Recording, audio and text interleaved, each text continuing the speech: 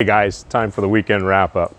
Just wanted to remind you guys this weekend they kind of want us to fly our flag at half-mast in memory of all those folks that passed for COVID-19, and on Monday to remember the fallen for Memorial Day. But come on inside here and we'll talk about what we've done this week. We got Bob's COE in and set it up at ride height. So you kind of get a little better look at what it'll look like. See the tire on it, the wheels. This is pretty much the ride height that this will be at. Kind of gives you a much better view of the final product. We did quite a bit of work on that this week. We got the fenders finished.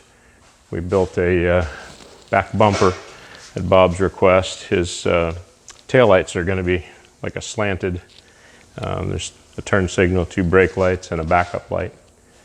And we made some progress on Frank's car.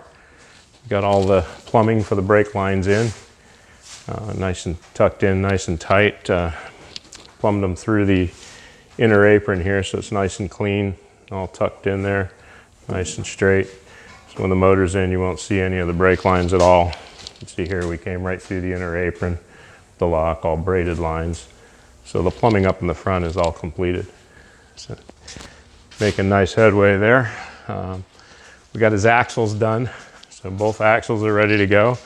Started to put the brakes together, but Willwood's kit was a little incomplete.